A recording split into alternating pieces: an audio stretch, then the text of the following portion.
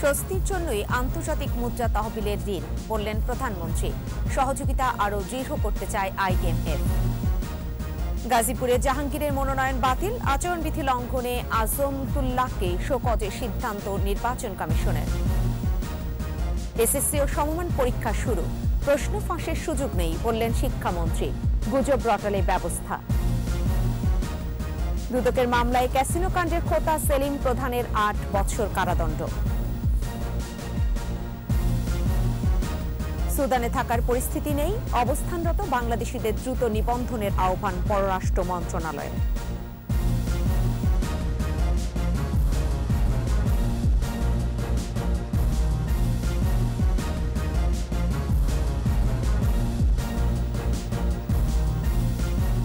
এতক্ষণ শুনছিলেন first security ইসলামী bank limited সংবাদ শিরোনাম।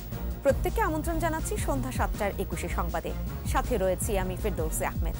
দর্শক, ২১ টেলিভিশনের সংবাদ একই সাথে সরাসরি দেখতে পাবেন আমাদের ফেসবুক পেজ www.facebook.com/2124 অনলাইনে। সংবাদে এছাড়াও যা থাকছে: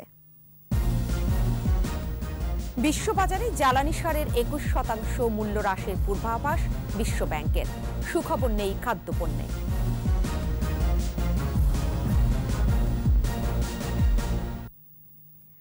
বাংলাদেশ কিছুটা স্বস্তির জন্যই আন্তর্জাতিক মুদ্রা তহবিল IMF এর কাছ থেকে ঋণ নিয়েছে বলে জানিয়েছেন প্রধানমন্ত্রী শেখ হাসিনা।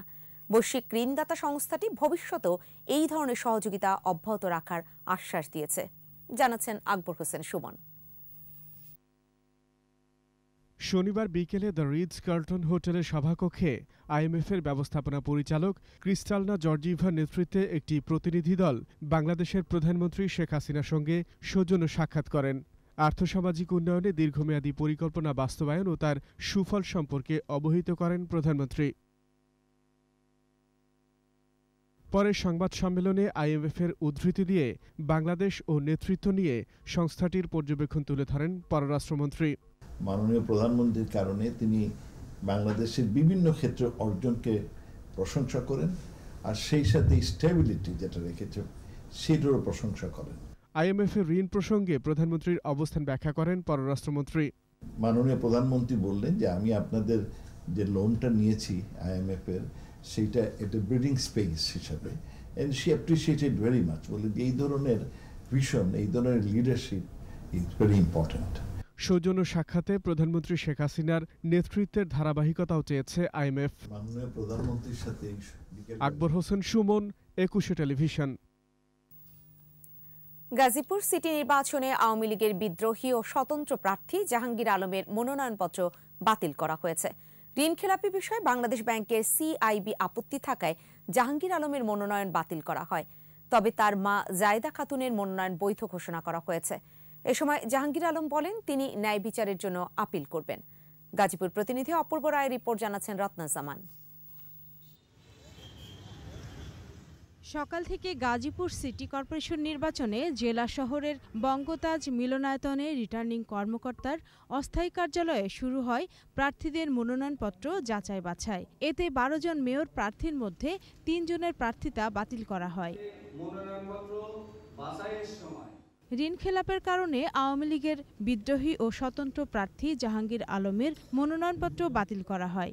এছাড়া অসম্পূর্ণ কাগজপত্র দাখিল করায় স্বতন্ত্র প্রার্থী অলিউর রহমান ও আবুল হোসেনের প্রার্থিতাও বাতিল হয়। রিটার্নিং অফিসারের সিদ্ধান্ত হলো জনাব মোহাম্মদ জাহাঙ্গীর আলম বাংলাদেশ ব্যাংক হইতে ঋণপ্রাপী হওয়ায়, জামিনদাতা হওয়ায় তার আবেদনটি বা মনোনয়নপত্রটি বাতিল করা হলো। এদিকে স্বতন্ত্র প্রার্থী জাহাঙ্গীর আলম বলেন ন্যায় বিচার চেয়ে তিনি আপিল করবেন। আমি চাই নির্বাচন কমিশনার তারা স্বচ্ছতার মধ্যে যেন কাজটা করে। আপনি কি আপিলে যাবেন? আমি অবশ্যই আপিলে যাব। আমি সর্বশেষ এটা দেখব মিথ্যার জয় হয় না সত্যের জয় হয়। সত্যের জয়ের জন্য আমি লড়াই করছি। আমি সর্বশেষ পর্যন্ত দেখে যাব। অন্যদিকে একটি অংশগ্রহণমূলক সুষ্ঠু নির্বাচন চান আওয়ামী লীগ মনোনীত প্রার্থী। এছাড়া নিরপেক্ষ নির্বাচন প্রত্যাশা করেন জাতীয় পার্টি মনোনীত প্রার্থী। আমরা একটা অংশগ্রহণমূলক সুষ্ঠু নির্বাচন চাই। মূলত এই শহরটা আমাদের সকলের, নির্বাচনের পরে আমাদের সকলকে মিলিয়ে এই শহরটাকে গড়ে তুলতে হবে। প্রশাসন এবং নির্বাচন কমিশন ইচ্ছে করলে গাজীপুরে নির্বাচন সুষ্ঠু হবে। আমরা আগামী সুষ্ঠু নির্বাচনে প্রত্যাশা করি। যাচাই বাছাই উপলক্ষে রিটার্নিং কর্মকর্তার অস্থায়ী কার্যালয়ে নিরাপত্তা ব্যবস্থা জোরদার করা হয়। রত্না সামান, 21 টেলিভিশন। গাজীপুর সিটি নির্বাচনে আচরণবিধি লঙ্ঘনের অভিযোগে আওয়ামী লীগ মনোনীত প্রার্থীকে কারণ দর্শানোর নোটিশ দিচ্ছে নির্বাচন কমিশন। একই সাথে মন্ত্রিপরিষদ সচিব ও আওয়ামী লীগের সাধারণ সম্পাদককেও যথাযথ আচরণবিধি মানার অনুরোধ জানিয়ে চিঠি দেয়া হবে বলে জানিয়েছেন নির্বাচন কমিশনার মোহাম্মদ আলমগীর। বাকিটা জানাচ্ছেন শিউলি শবনম। গাজীপুর সিটি নির্বাচনকে ঘিরে উত্তপ্ত ভোটের মাঠ। প্রতীক বরাদ্দের আগেই নির্বাচনী প্রচারণামূলক শুভেচ্ছা জানিয়ে ব্যানার পোস্টার সাঁটানো সহ চলছে প্রার্থীদের নানান কার্যক্রম। আচরণবিধি ভঙ্গের ফলে এরই মধ্যে কয়েকজনকে কারণ দর্শানোর নোটিশ দেওয়া হয়েছে। সর্বশেষ আওয়ামী লীগ মনোনীত মেয়র প্রার্থী আজমতুল্লাহকে কারণ দর্শানোর নোটিশ দিচ্ছে নির্বাচন কমিশন। সকালে আগারগাঁও নির্বাচন ভবনে সাংবাদিকদের এক প্রশ্নের উত্তরে নির্বাচন কমিশনার মোহাম্মদ আলমগীর বলেন, কোনো প্রার্থীর ভেতর আচরণবিধি না মানার প্রবণতা দেখা যাচ্ছে। জনাব আজমতুল্লাহ সাহেব, যিনি বাংলাদেশ আওয়ামী লীগের পক্ষ থেকে যিনি করেছেন, তাকে আমরা কারণ দর্শানোর সিদ্ধান্ত হয়েছে। কমিশনে এসে ওনারকে বিষয়টা ব্যাখ্যা করার জন্য অনুরোধ করা হবে। তিনি বলেন, সুষ্ঠু ও গ্রহণযোগ্য নির্বাচনের স্বার্থে নির্বাচন কমিশনের পাশাপাশি সরকারি দলেরও গুরুত্বপূর্ণ ভূমিকা থাকে। মন্ত্রী, প্রতিমন্ত্রী, সংসদ সদস্য সহ সবাই যাতে আচরণবিধি মেনে চলেন এজন্য অনুরোধ জানিয়ে ক্যাবিনেট সেক্রেটারি ও আওয়ামী লীগের সাধারণ সম্পাদককে চিঠি দেওয়া হবে বলে জানান নির্বাচন কমিশনার। ক্যাবিনেট সেক্রেটারিকে আমরা একটা পত্র দেব যে উনি যেন এটা যথাযথ কর্তৃপক্ষের সম্মতি নিয়ে মাননীয় যারা মন্ত্রী, প্রতিমন্ত্রী, সংসদ সদস্য আছেন তাদেরকে যেন অন্তত অনুরোধ রাখেন যেন এই ধরনের কোনো আচরণবিধিমালা যেন তাদের দ্বারা ভঙ্গ না হয়। একইভাবে সরকারি দলের যিনি সাধারণ সম্পাদক, ওনাকে আমরা একটা পত্র দিয়ে রিকোয়েস্ট করব যাতে উনি ওনার দলের যারা আছেন, সরকারে যারা আছেন, তাদের প্রতি যেন এই আচরণবিধিমালা মেনে চলে। এর আগে দুপুরে নির্বাচনের সংবাদ সংগ্রহ সংক্রান্ত নীতিমালা সংশোধনের দাবিতে প্রধান নির্বাচন কমিশনারের কাছে স্মারকলিপি দেয় নির্বাচন বিটে কাজ করা সাংবাদিকদের সংগঠন RFED। এতে মোট 8টি প্রস্তাবনা তুলে ধরা হয়। শিউলি শবনম, 21 টেলিভিশন, ঢাকা। সারা দেশে এসএসসি ও সমমানের পরীক্ষায় প্রশ্ন ফাঁসের সুযোগ নেই। গুজব রটালে কঠোর শাস্তির হুঁশিয়ারি দিয়েছেন শিক্ষামন্ত্রী দীপুমণি। সামাজিক যোগাযোগ মাধ্যমে সার্বক্ষণিক নজরদারি করা হচ্ছে বলেও জানান তিনি। এসএসসি পরীক্ষার শুরুর দিনে রাজধানীতে পরীক্ষা কেন্দ্র পরিদর্শনের সময় এসব কথা বলেন মন্ত্রী। এসএসসি ও সমমানের পরীক্ষায় এবছর 11টি শিক্ষা বোর্ডের অধীনে 20,72,163 পরীক্ষার্থী পরীক্ষায় অংশ নিচ্ছে, জানাচ্ছেন মোহাম্মদ কবির।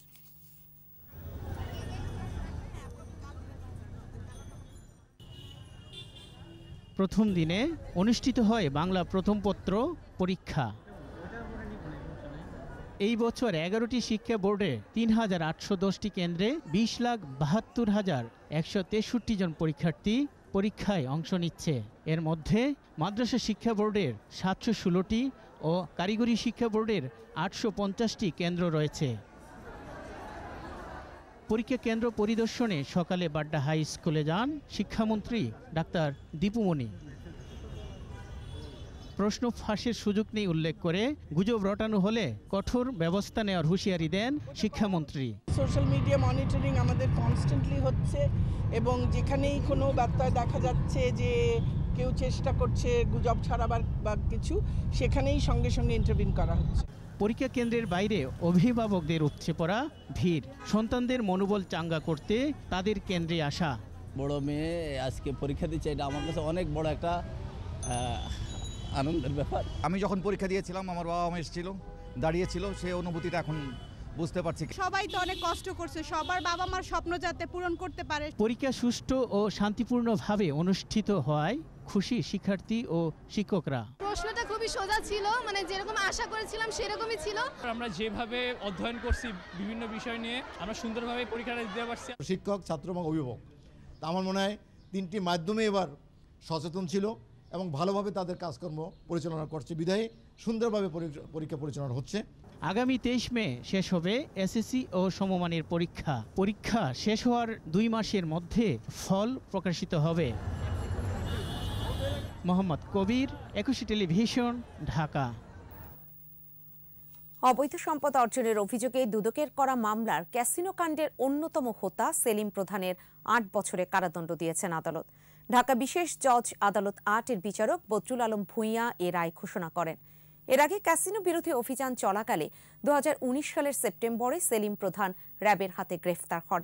ওই বছরের 27 অক্টোবর দুর্নীতি দমন কমিশনের উপপরিচালক গুলশান আনোয়ার প্রধান বাদী হয়ে সেলিম প্রধানের বিরুদ্ধে মামলা করেন। এ মামলায় তার বিরুদ্ধে প্রাথমিকভাবে 12,97,95,754 টাকার অবৈধ সম্পদ অর্জনের অভিযোগ করা হয়। এই উপপরিচালকই মামলাটি তদন্ত করে শেষ পর্যন্ত তার নামে 57 কোটি টাকার অবৈধ সম্পদের প্রমাণ পান। সুদান থেকে ফিরিয়ে আনা সবার ডেটাবেস তৈরি করা হবে, কারোরই কর্মসংস্থানের সমস্যা হবে না বলে আশ্বস্ত করেছেন পররাষ্ট্র প্রতিমন্ত্রী শাহরিয়ার আলম। বলেছেন, এই মুহূর্তে সুদানে থাকার মতো পরিস্থিতি নেই। সুদান থেকে দেশে ফিরে আসতে যে সকল বাংলাদেশি নাগরিক এখনও নিবন্ধনের আওতায় আসেননি তাদের দ্রুত যোগাযোগ করতে অনুরোধ করেছে পররাষ্ট্র মন্ত্রণালয়। রিপোর্টে বাকিটা জানাচ্ছেন মোহাম্মদ নুরুন্নবী। যুদ্ধবিরতির ঘোষণা থাকলেও কার্যত মানছে না কোনো পক্ষই। সুদানের সামরিক ও আধা সামরিক বাহিনীর মধ্যকার রক্তক্ষয়ী লড়াই চলছেই। যুদ্ধ বিমানের বোমাবর্ষণের জবাবে গর্জে উঠছে বিমান বিধ্বংসী সমরাস্ত্র। সুদান থেকে 1,500 বাংলাদেশি নাগরিকের মধ্যে নিবন্ধিত হওয়া প্রায় অর্ধেকের দ্রুত ইমিগ্রেশন শেষ করে খাতুম থেকে পোর্ট সুদান হয়ে জেদ্দায় আনার চেষ্টা করছে পররাষ্ট্র মন্ত্রণালয়। পাসপোর্ট না থাকলে ট্রাভেল পাস দেবার নির্দেশনা দেওয়া হয়েছে। বাসে একটা জার্নি আছে প্রায় 700-800 কিলোমিটারের। যে পরিমাণ সংখ্যায় আমরা পাবো, আমরা তাদেরকে নেক্সট অ্যাভেলেবল জাহাজে তুলে জেদ্দা পোর্টে নিয়ে আসবো এবং জেদ্দাতেও আমাদের যেসব হোটেল দেয়া হবে সৌদি কর্তৃপক্ষ থেকে, সেখান থেকে নেক্সট অ্যাভেলেবল ফ্লাইটে আমরা পাঠানো শুরু করব। পর্যাপ্ত বাস রয়েছে। আশা করা হচ্ছে 2 ও 3রা মে প্রথম দলটি সৌদি আরবে পৌঁছবে। সৌদি আরবের একাধিক পয়েন্ট থেকে এই বাংলাদেশিদের দেশে নিয়ে আসা হবে। যারা নিবন্ধন প্রক্রিয়ার আওতায় আসেননি তাদের প্রয়োজন দ্রুত নিবন্ধিত হওয়া। অন্য দ্বিতীয় কোনো রাষ্ট্রে যাওয়া ইউক্রেনের মতো কিন্তু সহজ হবে না। খার্তুম থেকে বেরোলেই উত্তরে বলেন, পশ্চিমে বলেন মরুভূমি, খুবই কঠিন জায়গা। তো এগুলি পরিহার করাই উচিত এবং সরকার যেহেতু সহযোগিতা করবে, শুরু করছে, অবশ্যই সরকারের এই প্রচেষ্টাকে তাদের সহযোগিতা করা উচিত। খার্তুম দূতাবাসের যে কন্ট্যাক্ট নাম্বারগুলি দেওয়া আছে, অথবা ইথিওপিয়ান, সেখানে যোগাযোগ করতে পারেন। আপনারা ইউএইতে আমাদের যে মিশনগুলি আছে, যে কোনো জায়গায় যোগাযোগ করতে পারেন। তারপরে সৌদি আরবে আমাদের বিভিন্ন জায়গায় যে দপ্তরগুলি আছে সেখানে যোগাযোগ করতে পারেন। আমরা যে কোনো জায়গা থেকে তথ্যটি পেলেই সেটা পিক করে আপনাদেরকে ফিরিয়ে আনার চেষ্টা করব। পরিস্থিতি খুব দ্রুতই বদলে যাচ্ছে। সংকটের মধ্যেও ফিরিয়ে আনার প্রক্রিয়ায় সবার সহযোগিতার আহ্বান জানিয়েছেন পররাষ্ট্র প্রতিমন্ত্রী। এবং পরিস্থিতি পরিবর্তন হচ্ছে। আজকে যেটাকে কারেক্ট মনে হচ্ছে, পরশুদিন সেটা লোকেশনটা ভালনারেবল হয়ে যেতে পারে। মোহাম্মদ নুরুন্নবী, 21 টেলিভিশন, ঢাকা। বিরতি নিচ্ছি, যখন ফিরছি তখন থাকছে। বাজেটের আকার বাড়ছে 80,000 কোটি টাকা। কর ব্যবস্থাপনায় ব্যাপক সংস্কারের তাগিদ। 2 মাস পর মধ্যরাতে শুরু হচ্ছে ইলিশ আহরণ। জেলে পাড়ায় উৎসবের আমেজ।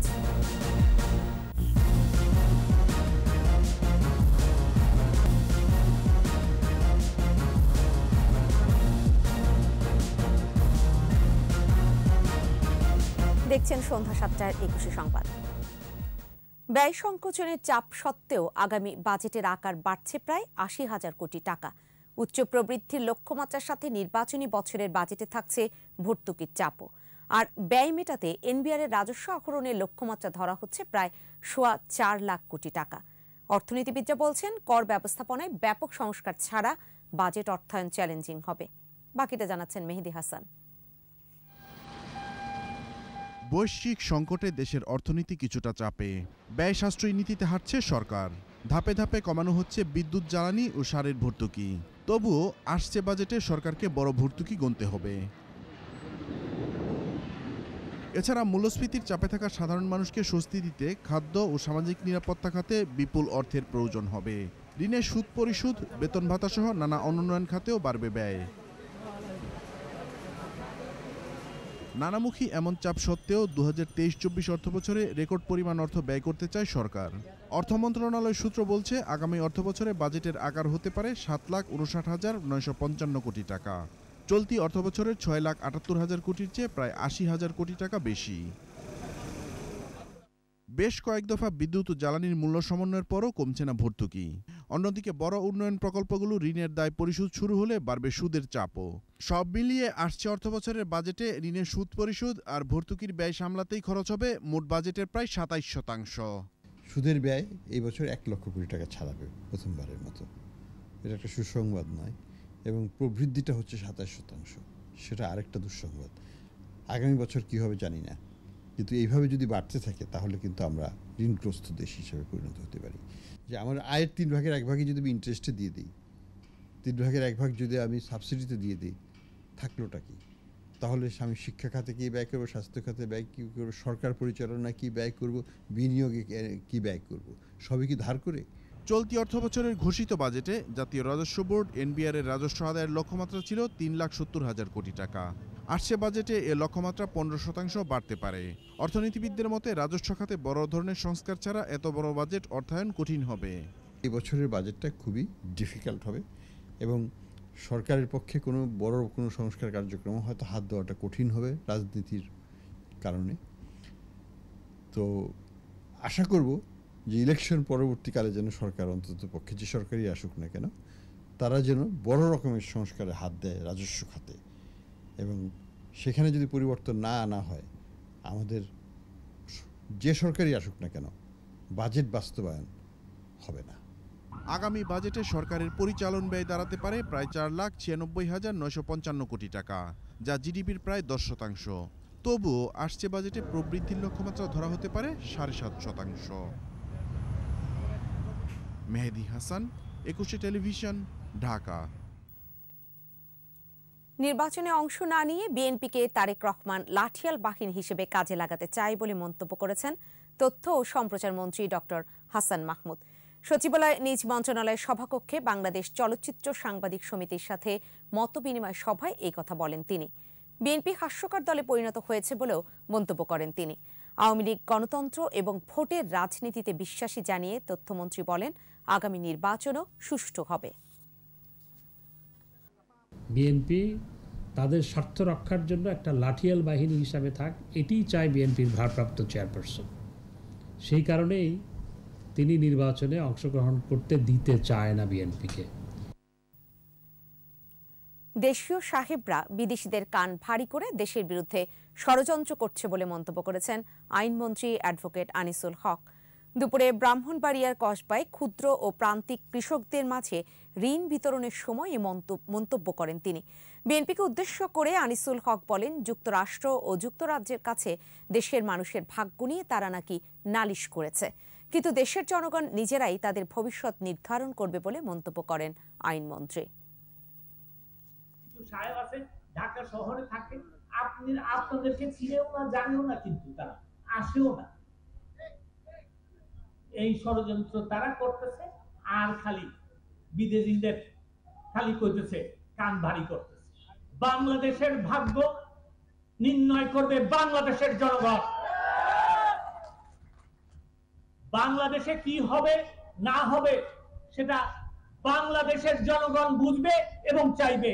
সেটাই হচ্ছে শেখ মুজিবের নেতৃত্ব। হাওড়া এলাকার 90% বোরো ধান কাটা হয়েছে বলে জানিয়েছেন কৃষিমন্ত্রী ডক্টর আব্দুর রাজ্জাক। আর দেশের বাকি অংশে 33% ধান কাটা হয়েছে। সচিবালয়ে এক ব্রিফিংয়ে এ তথ্য জানান মন্ত্রী। আধুনিক কৃষি যন্ত্রের মাধ্যমে ধান কাটার কারণে এমনটা সম্ভব হয়েছে বলে মন্তব্য করেন তিনি। জাপানের সাথে হয়ে যাওয়া চুক্তির মাধ্যমে কৃষিতে আরও অগ্রগতি হবে বলেও আশা করেন তিনি।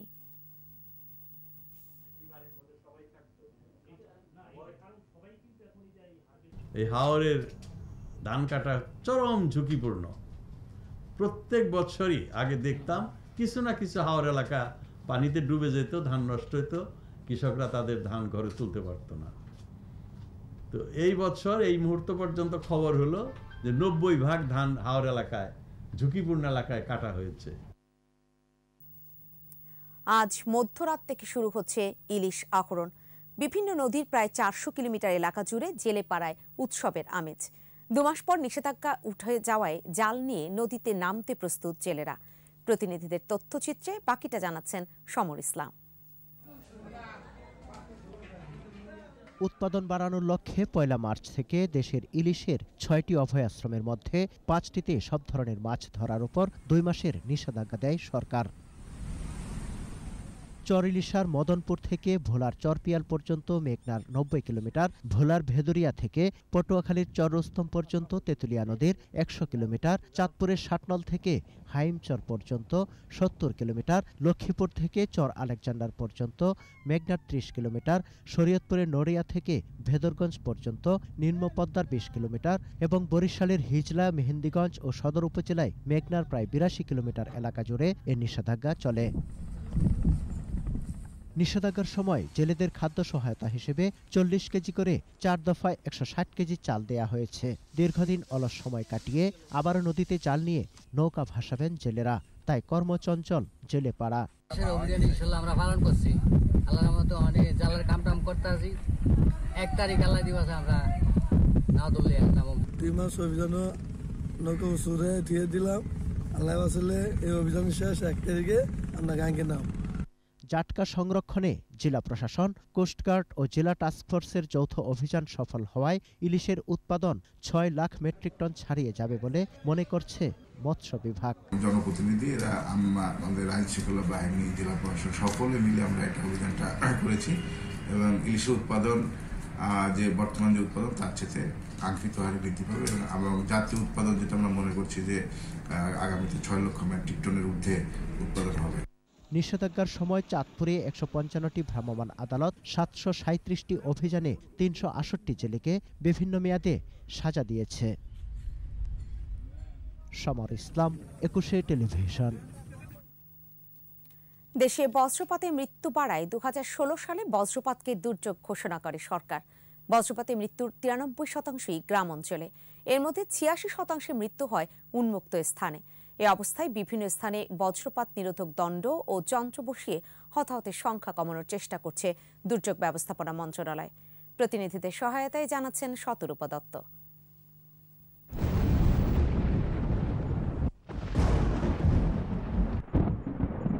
বজ্রপাতে বছরে প্রাণহানির সংখ্যার দিক থেকে বিশ্বে বাংলাদেশের অবস্থান পঞ্চম। অস্ট্রেলিয়ার কার্টিন বিশ্ববিদ্যালয়ের গবেষণা বলছে, বাংলাদেশে প্রতি বছর 84 লাখ বজ্রপাত হয়, যার 70%ই হয় এপ্রিল থেকে জুনে। বিশেষজ্ঞরা বলছেন, মার্চ থেকে মেতে বজ্রপাতের প্রবণতা বেশি থাকলেও সেপ্টেম্বর পর্যন্ত বজ্রপাত হতে পারে। বাংলাদেশে 2011 থেকে 2021 পর্যন্ত এক দশকে বজ্রপাতে প্রায় 2575 জনের মৃত্যু হয়েছে। বজ্রপাত প্রবণ 15 জেলার 135 উপজেলায় 335টি বজ্রপাত নিরোধক দণ্ড এবং যন্ত্র বসিয়ে হতাহত ও ক্ষয়ক্ষতি কমানোর চেষ্টা চলছে। সুনামগঞ্জের হাওর এলাকায় মার্চ থেকেই ঝড় বৃষ্টির সাথে বজ্রপাত শুরু হয়, চলে সেপ্টেম্বর পর্যন্ত। বজ্রপাত রোধে জেলার 6 উপজেলা সদর, ধর্মপাশা, তাহিরপুর, জামালগঞ্জ, বিশ্বম্ভরপুর এবং শাল্লায় 24টি বজ্র নিরোধক দণ্ড বসানো হয়েছে। বজ্রপাতে জগন্নাথপুরে কিন্তু অনেক মানুষ মারা গেছে, অনেক গরু চালক মারা গেছে। ছাতা দিলে আমরা বৃত্তে একটা ভয়ঙ্কর আয় বাবা দেখি তৈব কিতা না। সিরাজগঞ্জের 7টি উপজেলা বেলকুচি, চৌহালি, শাহজাদপুর, উল্লাপাড়া, সদর, কাজীপুর ও তারাশে বসানো হয়েছে 16টি বজ্র নিরোধক দণ্ড।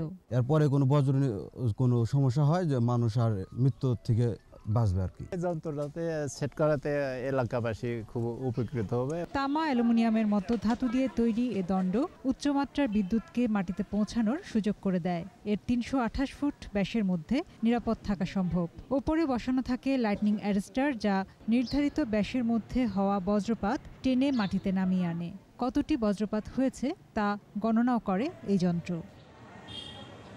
বজ্রপাতের হাত থেকে রক্ষা পেতে আরও বেশি এলাকায় বজ্র নিরোধক যন্ত্র স্থাপনের দাবি এলাকাবাসীর। প্রত্যেকটা ইউনিয়নে একটা করে যদি বজ্রপাত নিয়ন্ত্রক স্থাপন করা হয় তাহলে মানুষের জানমাল নিরাপদ হবে। বজ্র নিরোধক দণ্ডের সংখ্যা ও পরিধি বাড়ানোর চেষ্টা রয়েছে, জানিয়েছেন সংশ্লিষ্টরা। সমস্ত উপজেলায় বা সমস্ত স্থানে আমরা সেটা স্থাপন করতে পারি, তবে সেই বিষয়ে আমরা কর্তৃপক্ষের নজরে এনেছি।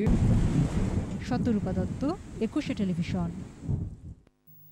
বিরতি, যখন ফিরছি তখন থাকছে। পটিয়ায় এগিয়ে চলেছে বেড়ি বাঁধ নির্মাণ কাজ, চাষের আওতায় আসছে বিপুল অনাবাদি জমি। পাঞ্জাবে কারখানার গ্যাস লিকে 11 জনের মৃত্যু, আশপাশে 3 মিটার জুড়ে ঝাঁজ।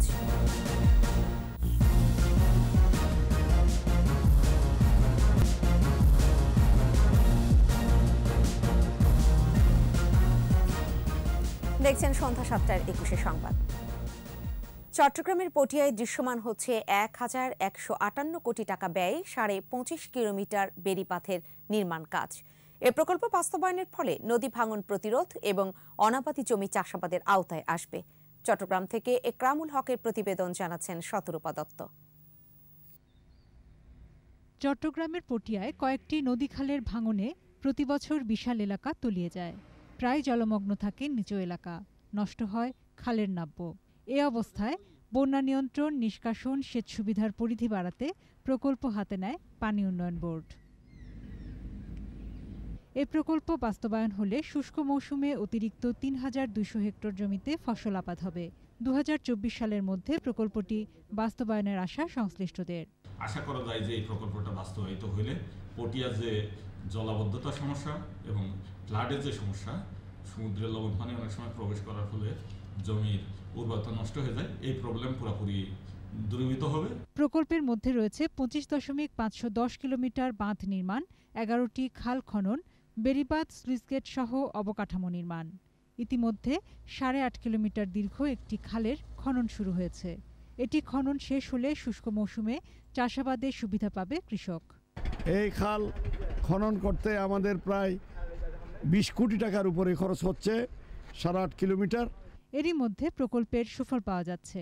পুরো প্রকল্পের কাজ শেষ হলে বর্ষায় বন্যা নিয়ন্ত্রণ ও শুষ্ক মৌসুমে সেচ সুবিধার পরিধি বাড়বে। বিলে গেলে পানি কাজ না যায়, তারপরে আর কিছু মাছ টাছ পাই। এখন পানি হবে না, চাষবাস হবে, ধান টান হবে। এই প্রকল্প বাস্তবায়ন হলে মেরিন ড্রাইভের আদলে সংরক্ষিত হবে পটিয়া। পটিয়ার 17 ইউনিয়ন ও পৌরসভার জনগণ সুফল পাবে। জলাবদ্ধতা ও বন্যা থেকে রক্ষা পাবে কয়েক লাখ মানুষ। অনাবাদি জমি চাষের আওতায় আসলে খাদ্য উৎপাদনও অনেক বাড়বে। শতরূপা দত্ত, 21 টেলিভিশন। টাঙ্গাইলের ধনবাড়ির বাঘিল এলাকায় বাস ও অটোরিকশার সংঘর্ষে 2 স্কুল ছাত্রী সহ 4 জন নিহত হয়েছে। আহত হয়েছে আরও 5 জন। পুলিশ জানায়, দুপুরে জামালপুরের সরিষাবাড়ি থেকে ছেড়ে আসা ঢাকাগামী যাত্রীবাহী বাসটি বাঘিল বাজার এলাকায় আসার পর অটোরিকশার সাথে সংঘর্ষ হয়। এতে ঘটনাস্থলেই 2 জন এবং হাসপাতালে নেয়ার পথে আরও 2 জন মারা যান। নিহতরা হলেন গোপালপুর হাদিরা এলাকার মুস্তফা, নরিল্লা বাঘিল এলাকার হাকিম এবং 2 স্কুল শিক্ষার্থী রশ্মি ও বিথি। আহতদের উদ্ধার করে ময়মনসিংহ মেডিকেল কলেজ হাসপাতালে ভর্তি করা হয়েছে। পটুয়াখালীর 10 মিনায় বরযাত্রীবাহী ট্রলার ডুবির 40 ঘণ্টা পর নিখোঁজ আরও 3 জনের মরদেহ উদ্ধার করা হয়েছে। এই নিয়ে 4 জনের মরদেহ উদ্ধার করা হলো। এখনও নিখোঁজ রয়েছে এক শিশু। ফায়ার সার্ভিস জানায়, সকালে তেঁতুলিয়া নদীর পাতার চর থেকে প্রথমে বর রাব্বি হাওলাদার ও তাঁর মা সেলিনা বেগম এবং পরে গলাচিপার বন্যাতলী থেকে চাচাতো শালিকা মারিয়ার মরদেহ উদ্ধার করা হয়। পুলিশ জানায়, শুক্রবার আউলিয়াপুর গ্রামের রাব্বির সঙ্গে উত্তর শাকজালাল গ্রামের সুমাইয়ার বিয়ে হয়। বিকেলে বরকনে নিয়ে 20 যাত্রী সহ ট্রলার চর আপুতি এলাকায় পৌঁছালে ঝড়ের কবলে পড়ে ডুবে যায়। এদের নিখোঁজ 5 জনের মধ্যে 1 জনের মরদেহ সেদিনই উদ্ধার করা হয়। সংবাদ শেষ করছি কাঠগোলাপ ফুল দিয়ে। মায়ামাখা মনোলোভা ফুল কাঠগোলাপ। প্রকৃতিতে স্নিগ্ধতার সুবাস ছড়ানো সাদা, গোলাপি কিংবা লাল কাঠগোলাপ কোনো ধর্মে মৃত্যুহীন প্রাণের প্রতীক, আবার কোনো ধর্মে পবিত্রতার উৎস। কাঠগোলাপ কাহুন শুনব শাকের আরজুর কাছ থেকে।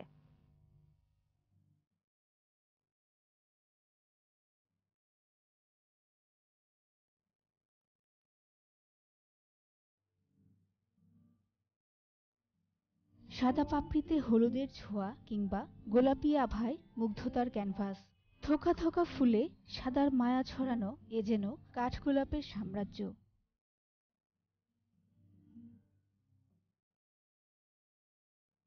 পাঁচ পাপড়ির মোলায়েম ফুলটি ঝরে পড়ে সহজে, আর ঝরা সে ফুলে বৃক্ষতল হয়ে ওঠে সৌন্দর্যের জমিন। এমনিতে কাঠগোলাপের ঘ্রাণ খুব একটা তীব্র না হলেও রাতে সূক্ষ্ম মিষ্টি ঘ্রাণ বিমোহিত করে রাখে আশপাশটা। বসন্তে ফুল ফোটা শুরু হয়ে বর্ষা মারিয়ে রং ছড়ায় কাঠগোলাপ। বছরের এ সময়টা সব পাতা ঝরে যায়, আর প্রথম বৃষ্টিতে ফুলে ফুলে ছেয়ে যায় পুরো গাছটি।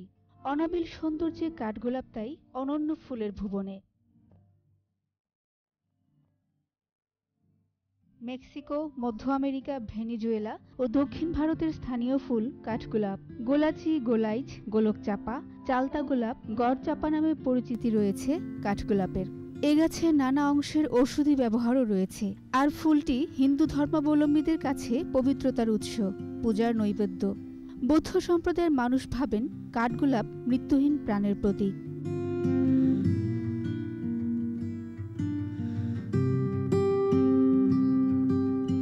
শাকেরা আরজু, 21 টেলিভিশন, ঢাকা। শেষ করব সন্ধ্যা 7টার 21 সংবাদ। যাবার আগে ফার্স্ট সিকিউরিটি ইসলামী ব্যাংক লিমিটেড সংবাদ শিরোনামগুলো জানিয়ে দিব আরও একবার। স্বস্তির জন্যই আন্তর্জাতিক মুদ্রা তহবিলের ঋণ, বললেন প্রধানমন্ত্রী। সহযোগিতা আরও দৃঢ় করতে চায় IMF। গাজীপুরে জাহাঙ্গীরের মনোনয়ন বাতিল, আচরণবিধি লঙ্ঘনে আজমতুল্লাহকে শোকজের সিদ্ধান্ত নির্বাচন কমিশনের। এসএসসি ও সমমান পরীক্ষা শুরু, প্রশ্ন ফাঁসের সুযোগ নেই, বললেন শিক্ষামন্ত্রী। গুজব রটালে ব্যবস্থা। দুদকের মামলায় ক্যাসিনো কাণ্ডের হোতা সেলিম প্রধানের 8 বছর কারাদণ্ড। সুদানে থাকার পরিস্থিতি নেই, অবস্থানরত বাংলাদেশিদের দ্রুত নিবন্ধনের আহ্বান পররাষ্ট্র মন্ত্রণালয়ের।